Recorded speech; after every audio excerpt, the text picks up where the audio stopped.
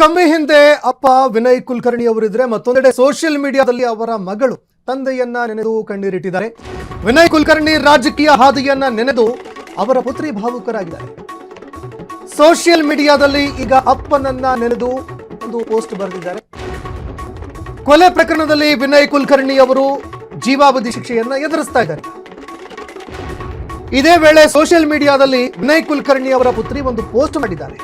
ಭಾವನಾತ್ಮಕವಾಗಿ ವೈಶಾಲಿ ಕುಲಕರ್ಣಿ ಅವರು ಭಾವನಾತ್ಮಕವಾಗಿ ಪೋಸ್ಟ್ ಮಾಡಿದ್ದಾರೆ, ಕಣ್ಣೀರಿಟ್ಟಿದ್ದಾರೆ. ಉತ್ತರ ಕರ್ನಾಟಕದಾದ್ಯಂತ ಅಪ್ಪನ ಪಯಣಕ್ಕೆ ಜನ ಸಾಕ್ಷಿಯಾಗಿದ್ದಾರೆ. ಅವರು ಮಾಡಿದಂತಹ ರಾಜಕೀಯ, ಅವರು ಮಾಡಿರುವ ಕೆಲಸಕ್ಕೆ ಉತ್ತರ ಕರ್ನಾಟಕದಾದ್ಯಂತ ಜನರೇ ಅದಕ್ಕೆ ಸಾಕ್ಷಿಯಾಗಿದ್ದಾರೆ. ರಾಜ್ಯ ಮಟ್ಟದ ನಾಯಕನಾಗುವ ಅಪ್ಪನ ಪಯಣಕ್ಕೆ ಜನರೇ ಸಾಕ್ಷಿಯಾಗಿದ್ದಾರೆ ಅಂತ ಭಾವನಾತ್ಮಕವಾಗಿ ಬರೆದುಕೊಂಡಿದ್ದಾರೆ. ರೈತ ಕುಟುಂಬದಲ್ಲಿ ಜನಿಸಿ ಯುವ ಸಮುದಾಯಕ್ಕೆ ನಮ್ಮ ತಂದೆಯವರು ಪ್ರೇರಣೆಯಾಗಿದ್ರು. ನನ್ನ ತಂದೆ ಬಹಳಷ್ಟು ಸರಳ, ಸಜ್ಜನಿಕೆ ಗುಣ, ಎಲ್ಲರೊಂದಿಗೂ ಕೂಡ ಅವರು ಬೆರಿತಾ ಇದ್ರು. ತಮ್ಮ ಜೀವನವನ್ನೇ ಸಾರ್ವಜನಿಕ ಸೇವೆಗಾಗಿ ಅರ್ಪಿಸಿದ್ರು ಅಂತ ತಮ್ಮ ತಂದೆಯ ಒಂದು ರಾಜಕೀಯ ಜೀವನವನ್ನ, ಜೊತೆಗೆ ರಾಜಕೀಯ ಜೀವನವನ್ನ ಹೊರತುಪಡಿಸಿ ಅವರ ಸಾರ್ವಜನಿಕ ಜೀವನವನ್ನು ಕೂಡ ಅವರು ನೆನೆದಿದ್ದಾರೆ. ನ್ಯಾಯಾಲಯ ನೀಡಿದಂತಹ ಆದೇಶ ಏನಿದೆ, ನಾವು ಅದಕ್ಕೆ ತಲೆಬಾಗ್ತೀವಿ. ನ್ಯಾಯಾಲಯದ ಆದೇಶವನ್ನು ನಾವು ಸ್ವಾಗತ ಮಾಡ್ತೀವಿ. ಇದಕ್ಕೆ ಸಂಬಂಧಪಟ್ಟಂತೆ ಅವಕಾಶಗಳು ಕೂಡ ಇದ್ದಾವೆ. ಹೀಗಾಗಿ ನಾವು ಮೇಲ್ಮನವಿಯನ್ನು ಕೂಡ ಸಲ್ಲಿಕೆ ಮಾಡ್ತೀವಿ. ನ್ಯಾಯಾಲಯದ ಒಂದು ವ್ಯವಸ್ಥೆ ಮೇಲೆ ನಮಗೆ ನಂಬಿಕೆ ಇದೆ, ನ್ಯಾಯ ಸಿಗುವಂತಹ ಭರವಸೆ ಇದೆ ಅಂತ ಅವರ ಮಗಳು ವೈಶಾಲಿ ಅವರು ಸಾಮಾಜಿಕ ಜಾಲತಾಣದಲ್ಲಿ ಒಂದು ಪೋಸ್ಟ್ ಬರೆದಿದ್ದಾರೆ. ಜೊತೆಗೆ ತಮ್ಮ ತಂದೆಯ ಒಂದು ರಾಜಕೀಯ ಜೀವನ ಏನಿತ್ತು ಅದನ್ನ ಮೆಲುಕು ಹಾಕಿದ್ದಾರೆ.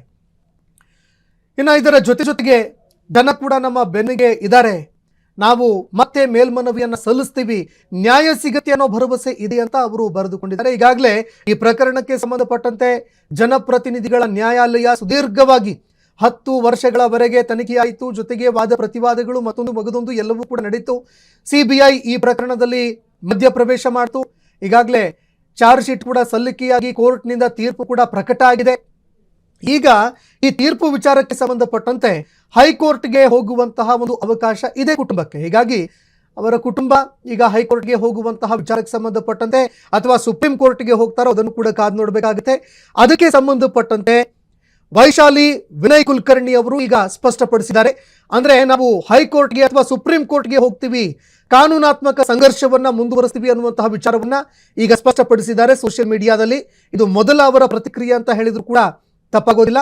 ಈಗ ಸೋಷಿಯಲ್ ಮೀಡಿಯಾದಲ್ಲಿ ಪೋಸ್ಟ್ ಮಾಡಿರುವಂತಹ ಅವರು ಹೈಕೋರ್ಟ್ಗೆ ಈಗ ಹೋಗ್ತಾರಾ ಅಥವಾ ಸುಪ್ರೀಂ ಕೋರ್ಟ್ಗೆ ತೆರಳುತ್ತಾರಾ ಅನ್ನುವಂಥದ್ದನ್ನ ಕಾದು ನೋಡಬೇಕಾಗತ್ತೆ. ಜೊತೆಗೆ ಕೋರ್ಟ್ ಈ ವಿಚಾರಕ್ಕೆ ಸಂಬಂಧಪಟ್ಟಂತೆ ತಡೆಯಾಜ್ಞೆ ಕೊಡುತ್ತಾ ಅಥವಾ ಆ ಒಂದು ತೀರ್ಪೇನಿತ್ತು ಅದೇ ತೀರ್ಪನ್ನ ಎತ್ತಿ ಹಿಡಿಯತ್ತಾ ಕಾದು ನೋಡಬೇಕಾಗತ್ತೆ. ಮತ್ತು ಕ್ಷಣ ಕ್ಷಣದ ಸುದ್ದಿಗಳಿಗಾಗಿ ಫ್ರೀಡಂ ಟಿವಿ ಸಬ್ಸ್ಕ್ರೈಬ್ ಮಾಡಿ, ಲೈಕ್ ಮಾಡಿ ಹಾಗೂ ಫಾಲೋ ಮಾಡಿ. ಹೊಸ ಸುದ್ದಿಗಳ ನೋಟಿಫಿಕೇಶನ್ಗಾಗಿ ಬೆಲ್ ಐಕಾನ್ ಮೇಲೆ ಕ್ಲಿಕ್ ಮಾಡಿ.